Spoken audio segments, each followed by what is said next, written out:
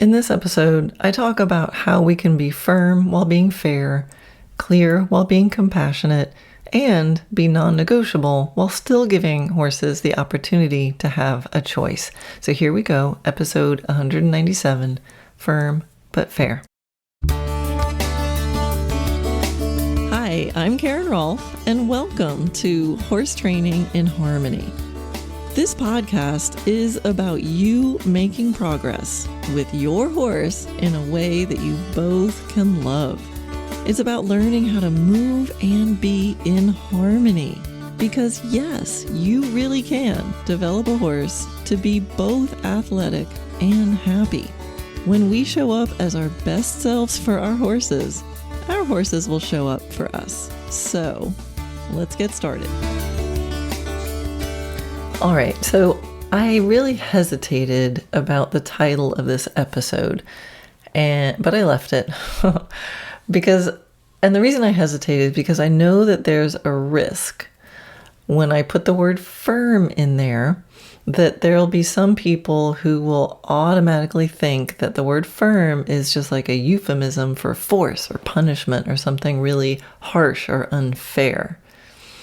But I think that's part of the problem that, which is why I want to talk about this, because more and more in the horse world and in the other than horse world, there are like extreme opposites pulling.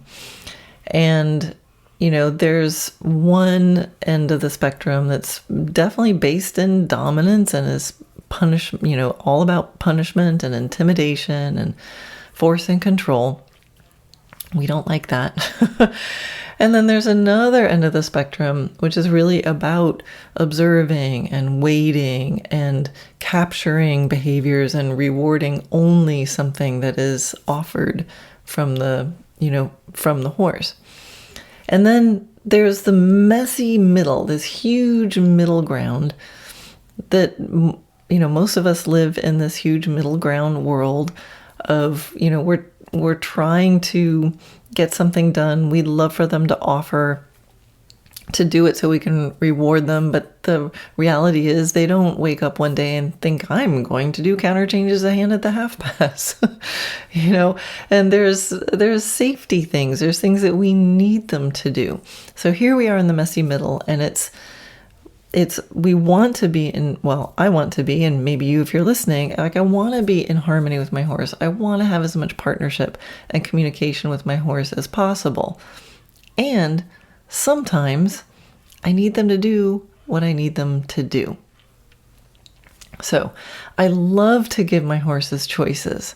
I love setting things up so that they offer what I'm thinking of. And I also know that we need boundaries. We need rules. And sometimes, like I said, the horses just need to do what I ask them to do when I ask them to do it. And often that's for their safety or my safety, or sometimes it's just to simply get something done. And just because I say I need them to do it now doesn't mean the thing that I'm asking them for is something cruel. Or painful, or something that's going to injure them.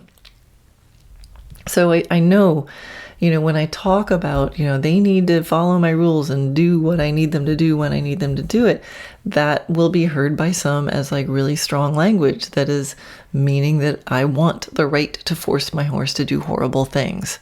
And some people listening or when reading posts, are always imagining the worst.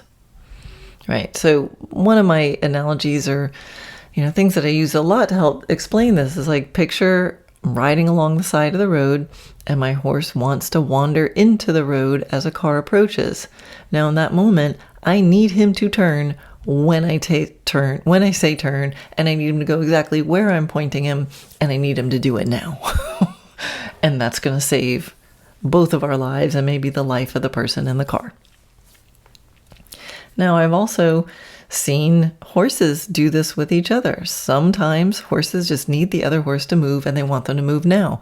And sometimes it's for a reason some sort of horsey reason, like there's one pile of hay and one horse would really like to have that pile of hay to himself, and he's going to move all the other horses away. And so that happens. Sometimes a horse just walks by and for no reason that I can see, just wants to make sure that that other horse moves. So talking about that level of, hey, I'd like you to move, is well within the range of a normal horse existence. Okay. Now, sometimes there's some less dramatic moments, right? So, I gave you the side of the road analogy. That makes sense. But a lot of times there's less dramatic moments, like I get my horse out and going to the left would be a hack in the field. That's where I'd like to go. Go over to the right is the forest. And my horse, maybe one day, prefers to hack in the forest. I don't know why. He woke up that day and's like, hey, I think I'd like to go for a hack in the forest. in the forest. I know the horse, so I know he's not afraid of the field. He won't be abused or overworked in the field. He has never been abused or overworked in the field. He just seems to want to go in the forest. So sometimes in that circumstance, you get on and your horse is like, woohoo, we're going to the forest. And then I go, actually, we're going in the field. And the horse goes, okay, all right. And sometimes there's a big fuss. Now, because I give my horses lots of choice in their life, I don't have little robot horses that get on and go, oh my God, where exactly does my human need me to go? Must do that. So I kind of set myself up for a little bit of,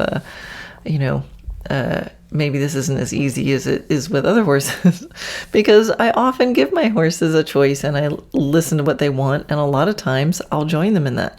So there could be a scenario where I get on and I'm thinking, go wherever you want today, horse. And so I get on and the horse goes, I'm going to the forest. And I go with him. And you could say, maybe I'm teaching my horse to have an idea and go do that idea. So that the next day when I come out and he's like, yippee, I'm going to the forest again. And I go, actually, today we're going in the field. And he doesn't want to. Now, was that my fault because the day before I let him go there? I don't think so. Because remember I said I got on my horse thinking, go wherever you want. And I believe horses can totally pick up on that intention. And so if I have the intention of wherever you go, horse, I'll follow you, that ought to feel different to the horse than if I get on thinking, today we're going in the field, and when he wanders towards the forest and I redirect him, I would like him to redirect to where I want to go. And that will feel very different to him than me just following him. So I don't believe there's any confusion there. Now, if I'm not consistent, and some days I think, well, I'd kind of like to ride in the field, but you're going to the forest. Well, let me redirect you to the field. Oh, you really don't want to go? Okay, never mind. We'll go your way.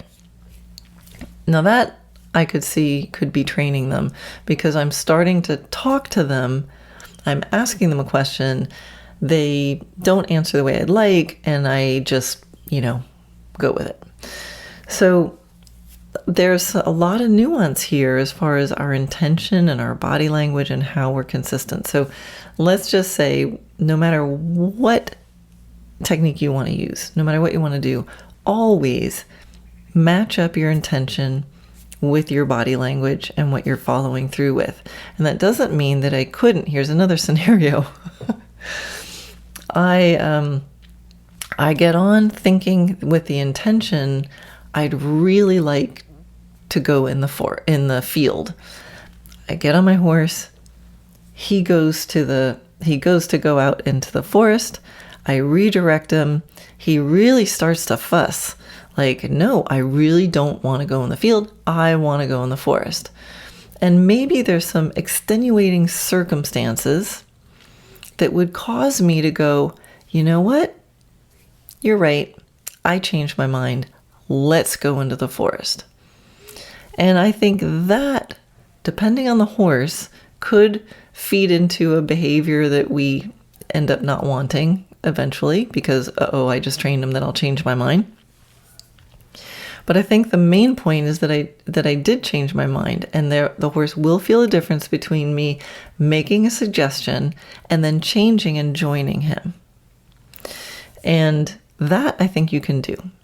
So we can be firm, and it doesn't mean we have to be, kind of pig-headed about it.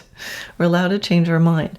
And this is part of what I want to talk about today. So let's take that scenario of the horse wants to go to the forest. I'd like to go to the field.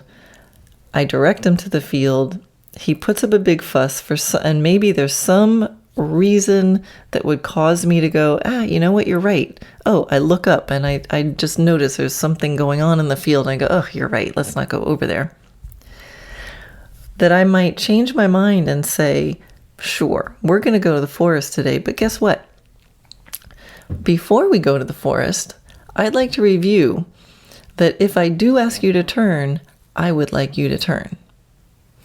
All right. So I can say, let's say he was trying to turn, to the right, and I directed him to the left, and he's like, no, I don't want to go to the left because I don't want to go to the forest. I don't want to go to the field.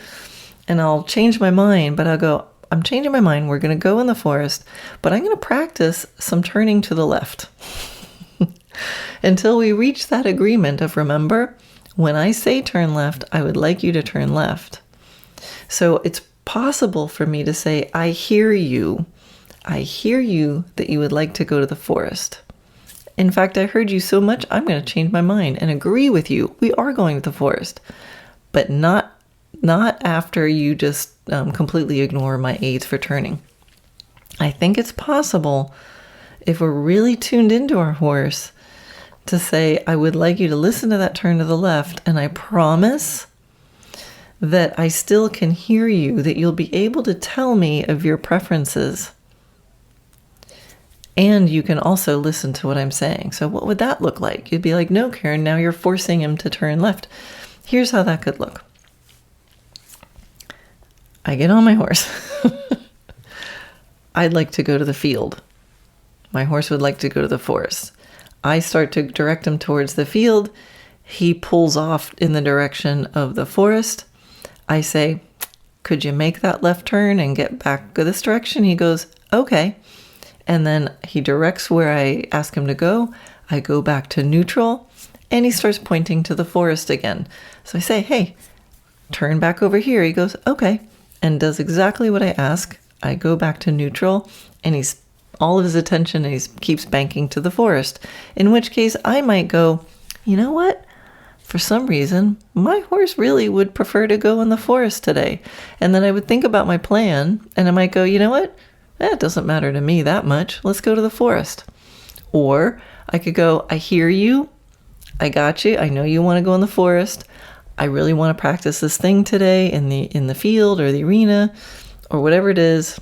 And, I hear you. I owe you one. Would you do what I ask? And hopefully that, and then I would also make a mental note of when he does what I'm asking him to do, go in the field, I might change my plan just to make sure that being in the field is just a little more fun than he thought it would be. Not that he thought it was going to be horrible, but I might just think a little bit extra of having him go, whoa, I didn't want to go in the field, but you know what? That's actually pretty fun.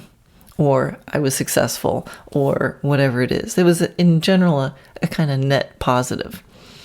Now, that's a dream. Maybe sometimes he really would rather go in the forest, and we do some stuff in the field, and he's like, that was all right. I still would have rather been in the forest. And you know what? That's life. That's life in the big city, or, that's life in the big barn. And so you can kind of keep track of these sorts of things in the background of my mind and assessing the time I spend with my horse overall, and want to make sure at the end of the day, the week, the month, that it all evens out to a net positive. I think that's possible. All right. I wrote a bunch of notes, and then I just completely went off on this story. So I'm just going to look and see where I'm asking. Okay. Yeah. All right. So here we are in a situation again where you hear that your horse doesn't agree with your decision, and you redirect them, and maybe they don't just go, oh, okay. Maybe they make a big fuss. Like a big fuss. Like sometimes horses can have little, I'll call it a temper tantrum. I'm anthropomorphizing. They make a big deal of it. If I can't turn that way, I'm going to stop. If I can't turn that way, I'm going to buck. If I can't turn that way, I'm going to rear. Stuff like that happens. So, of course, if my horse starts making a big fuss or escalates and kind of doubles down on the resistance, I'm always going to be asking, why? Like, why might this horse protest so much? My antennas would come up. Is there something I'm missing? Is there something I'm not seeing over there? Something that happened yesterday that that I'm not remembering? Is there something going on now that's like another factor that I'm not noticing? Is my tack good? Does he only fuss when I'm doing this one thing? Or is it now just becoming a generalized fuss? Like, of course, when our horses tell us stuff that they don't like, always default to, I must be missing something, like take a breath just to scan, because a lot of times they have really good reasons for what they do. So I'll always stop and I'll kind of acknowledge, like, whoa, so here's this thing happening. Scan really quickly. And then the question I ask myself is what I'm asking for fair, reasonable, and possible? You guys might have heard me say that before on this podcast, or in a lesson, or a clinic, or a video. Is what I'm asking for fair, reasonable, and possible? And if it's not one of those things, it has to be all three. Then if you're doubting, if you're like, well, I don't know, that might not be really fair today for whatever reason. It might not be a reasonable expectation for whatever reason. It might not be possible today for whatever reason. So ask yourself that question. Maybe there's something going on, that if there's pain or fear, that's always going to be the biggest red flag. And if there's anything resembling pain or fear to do with the situation, then just really stop, because that would be a reason why it would not be fair, reasonable, or possible. So, entertain the possibility there's some other factors going on. But then at some point, you're going to weigh this evidence and you're going to have to make a decision. And so to be able to arrive at this moment where you need to be able to make a good decision and then move on from there is going to require some of the 9 habits of excellent horsemanship. So people in the Habits for Excellent Horsemanship course will recognize this. And I think it might be nice to kind of see these in action and talk about them. So I want to give you some things to think about right now, and then a plan for what you can do. And I already gave you kind of a little hint of the plan. All right. So when I think about this scenario, my horse wants to do one thing, I want to do another. There's some drama happening. We want to be using some of these habits. And one of the main habits is the habit of partnership. All right. So this is where, you lead with your heart and your horse follows.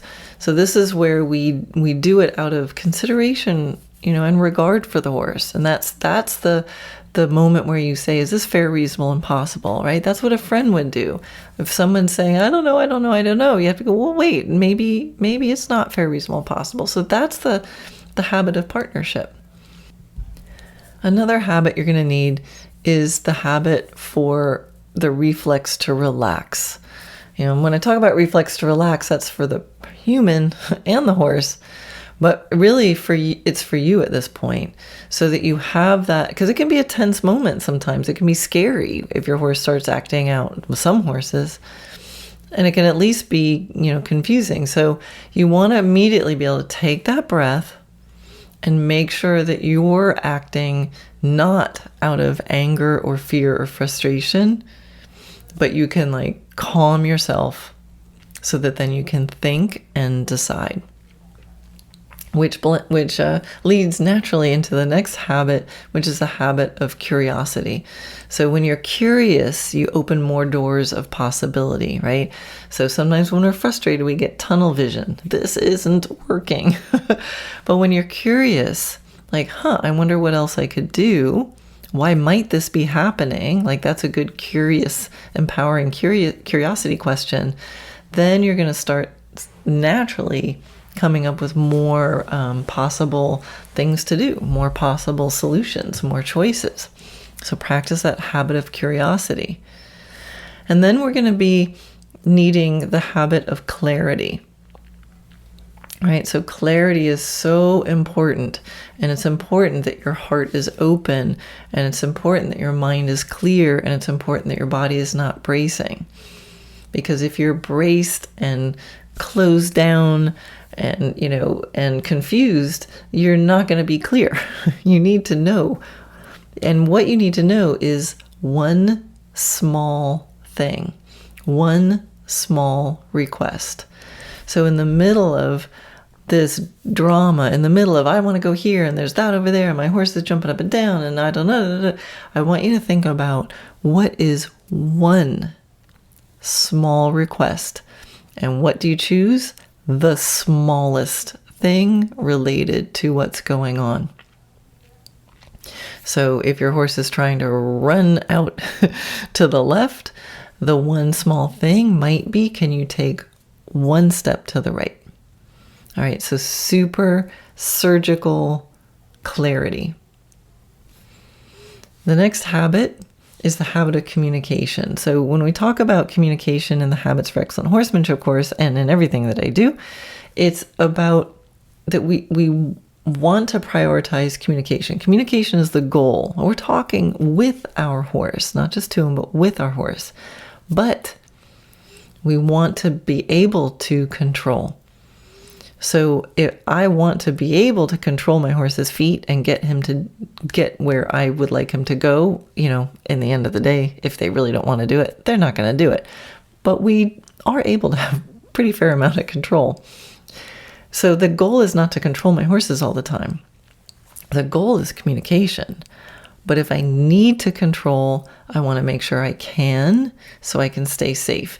Now, this is something you may need in the moment, but boy, you better have practiced it before this moment, right? So the communication is all nice. I want to hear what my horse says. I want to ask him a question and give him time for response. And a lot of times we have that luxury. Sometimes we don't. Sometimes we need something. And as I'll talk about some more, like whatever that one thing is, we just want to make sure it's small, it's easy, and it should be, no big deal. And we want to have practiced it a lot ahead of time. And the last habit that I think we need right now in this little moment is the habit of having a sense of humor, which, is not always easy to bring up, in the moment. But just to, remember to take it lightly. At the end of the day, you're just a girl or a boy on a horse trying to get him to turn left, right? It's like, keep it in perspective and, be able to say something like, well, this is ridiculous, or whatever your special blend of it, sometimes singing or whatever, but you want to be able to lighten the mood. Okay. So here you are in this weird moment. You want to listen to your horse. You want to give him choices, but you also want to get through this moment. So the strategy, I've already kind of alluded to this or told you, pick one communication, one thing. Make it something related to what your horse is saying no to, but not the whole thing, right? So your horse does not want to go in the field. He wants to go to the forest. So you don't have to pick, you are in the field. It doesn't have to be that. It might just be, I need you to make a left-hand turn. I need you to take 2 giant steps to the left, please, when I ask. Thank you. You want to pick something that requires very little physical demand. Something isolated, but not sustained. And something that doesn't make things harder. right? So you want to be surgically clear. Have a high standard for that one small thing. You'd be like, nothing else matters. I just need you to take 2 steps to the left when I ask you to. You want to be releasing immediately and rewarding really well. Because even if it's a basic thing that you know he knows, and it's easy to get mad at them and be like, well, you're just doing this to me in this moment. Release, ask for a small thing, release immediately, reward it well. Thank you. Because even if it's something your horse knows well and you can do, in this moment, he's saying it's hard. So thank him when he does it. And then stay there and repeat it until it works more easily. So sometimes I'll see people, they're ask their horse to turn left. We use that example. The horse mucks around, resists, braces, ends up with his body facing now more to the left. But he didn't really apply himself. He didn't really say, okay, sure, I'll turn left. So repeat it. You'll still take it if he somehow managed to get himself turned in the direction you want him to turn. I would thank him for that. I would release. And I go, let's just review that a little bit more. And then we want to assess. All right, so now he's done a few turns, right? He's like, okay, finally, it took a little bit of mucking around, but he finally went, would you turn? Yes, thank you. Would you turn? Yes, thank you. Now you have another decision point. What are you going to do? Are you going to quit with that or continue with the original idea? It's a choice. And I don't know, it depends. Every moment is different, right? So with some horses, it might just be, you go, thank you. That's all I wanted. I just wanted you to turn left. Guess what? We're going to go in the forest now. Right? Or we could just get off and quit with that. Or we could go, all right, now that you've turned left, we're going in the field because that's what I really wanted in the first place. So how do we know? I don't know, but I'll give you some guidelines. If it took a long time, if it took a big deal, and like your horse was really acting out, and it took a long time and a lot of fussing before you got just a couple nice, easy turns to the left, I might just leave it. I might just leave it and just be like, that's all I wanted. Right? So, you want to make sure that you're not making it worse in their mind. Like, it might not make sense to us, but in their mind, that was a big deal. So again, in the spirit of releasing and rewarding, you might just go, that's all I actually wanted. I wasn't even thinking of going in the field. I just wanted you to turn left. If it was easy to correct, sometimes Solana will do this, or I've had lots of horses do this. They stomp their feet and they put up a thing and you go, really? I just need you to turn left. And they're kind of like, I can picture Solana doing a little hair flip and be like, okay, well, fine. I'll do it. It's my idea anyway. And then you might just be able to go on with things. Like, they voiced their opinion. You voiced your opinion. At the end of the day, it's all okay. And then just go in the field. Go do the thing you were originally wanting to do and let it go. And like I said before, I might keep it in the back of my mind that maybe I'll make sure it's on the side of an easier, more fun kind of day.